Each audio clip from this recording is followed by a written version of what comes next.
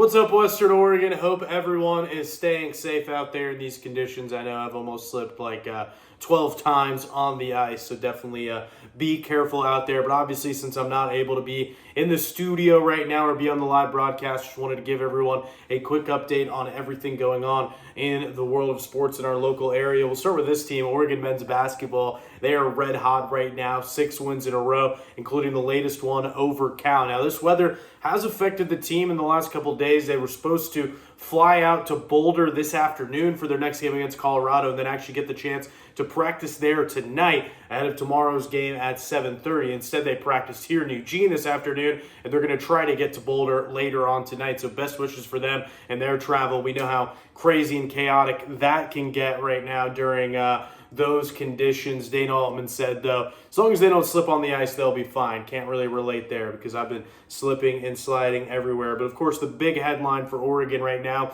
is the health of N'Faly Dante. He finally got out there against Cal, playing for the first time since the season opener. He's been dealing with a knee injury, and he looked awesome. Played around 16 minutes and seemed to destroy the Matthew Knight Arena rims like a second after checking in. So he looked awesome. The big thing, though, with injuries is, you never know how a guy's going to respond after playing at full speed. Dana Altman said that really hasn't been an issue. He's been able to recover very well from that game, but expect him to play kind of a similar number of minutes around that 15-minute mark also against Colorado. And another big update from Dana Altman today, he said Nate Biddle getting closer and closer to returning with a wrist injury. Thought he might be out for the entire season just a few weeks ago, but clearly his condition with that wrist has gotten better. Dana Altman said he could play as early as this weekend. It's going to take him some time to ramp back up to full speed, but man, that is huge for Oregon. They're one of the hottest teams in the nation right now, and they're about to get two of their best players and big men back at full health.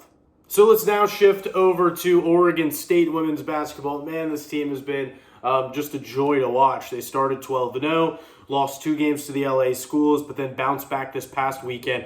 Really emotional double overtime win over Arizona, a game that said the team just kind of left them spent. If you haven't seen that one, check out the highlights. It was truly like an awesome basketball game between the Beavers and the Wildcats. But they pulled that one out, and then they dominated Arizona State on Sunday in front of no fans because of these weather conditions. But they were able to beat them 92-55, matching a season high in points. And this team, they've been so fun to watch. They play with extreme effort. The number that keeps standing out to me is their rebounding margin. They rank 5th in the nation, averaging 13 more rebounds than their opponent per game, which is really, really a big number. And the 4 teams above them in that mark are, in no particular order, Stanford, UCLA, LSU, and South Carolina, which could end up being like the Final 4. So that tells you the level of basketball and high-effort defensive play this team is playing with right now. So just with everything they've been dealing with the past couple of weeks, getting swept by the LA schools, coming back, beating Arizona in double overtime, then blowing out ASU, I just wanted to ask Scott Rueck earlier today, what's the overall mood of the team during this roller coaster of a season? Well, I was really impressed with the way the team managed adversity. Coming into last week, we could have been down. We could have been, I don't know. It could have been a somber atmosphere, and it wasn't. It was kind of mad a little bit, and like a healthy competitive mindset, and let's go. How do we need to get better so that doesn't happen again? And that's how it remained. I think this team has taken everything kind of in stride all year. They're just great people. I would say the word that describes them is mature. I mean, they approach everything maturely, and so never too high, never too low. So I'm seeing a very, very mature group over there in Corvallis. The Oregon women's basketball team also showed a ton of maturity this past weekend as they swept the Arizona schools. Really rough start to the season for them, but that's going to help them, build some momentum here in conference play. But now, not the time to let off the gas as their next challenge awaits, a game Friday at Stanford against one of the very best players in the country and an Oregon native, Cameron Brink. Let's go ahead and hear from Kelly Gray. We kind of shot around and played a little bit on Monday. I saw some confidence, a little more pep to the step after having won a couple this weekend. But we know the challenge ahead of us. Stanford is, the standard by which, teams in this conference have been judged for a long time. And, so we want to get ourselves kind of refocused and getting ready for them. So Oregon will face Stanford on Friday and follow that up with the game against Cal on Sunday. Oregon State's got the reverse schedule, so big challenges for both teams this week and weekend.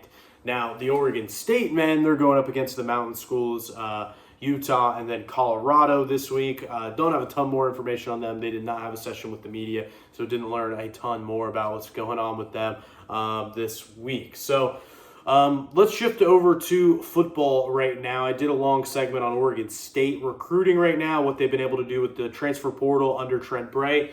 You could track that one down online. Now I want to focus on Oregon because they've been very active lately. The latest move they made was adding Brandon Johnson, kind of a nickel defensive back out of Duke. Very talented player. And a lot going on with this defensive back room. You have Demetrius Martin, who was the coach. He is now following Jonathan Smith to Michigan State. So we've seen a lot of Oregon State coaches follow Jonathan Smith to Michigan State. Now we've got an Oregon one joining him. Coach Me as they know him. He's been very important to this Oregon staff in developing Christian Gonzalez into a first-round pick. Kyrie Jackson's going to be picked very highly this year, in part because of Coach Me. Looks like they're going to shift Chris Hampton over to the defensive back role. He was the safeties coach prior.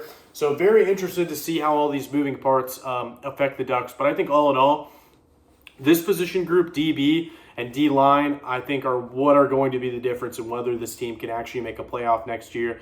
Not worried about quarterback with Dylan Gabriel. Running backs, receivers are awesome. Not worried about their O-line at all. They get pretty much 4 starters back. Poncho playing center. I think he's going to be a fantastic successor to Jackson Powers Johnson. So really, to me, it comes down to the defense. I think linebackers very set in stone with Jeff Bassa and Justin Jacobs and the depth they have there. So it's going to come down to D-line, which I think they addressed heavily through this last recruiting class and in getting Jordan Burch back, and then also defensive back. Some improved safety play, some improved coverage is really going to be the difference in what takes this team to the next level. You have Tysheem Johnson already saying he's going to come back. Now you add Brandon Johnson. The big if now is Jabbar Muhammad, Washington's lockdown corner from this year. He is in the transfer portal. Of course, Kalen DeBoer is going to be active in trying to get him to go to Alabama, but reportedly Oregon is heavily in the mix for him as well. I think if they can get him, lock up this DB room, we're talking about one of the most talented rosters that Oregon has ever put on a football field.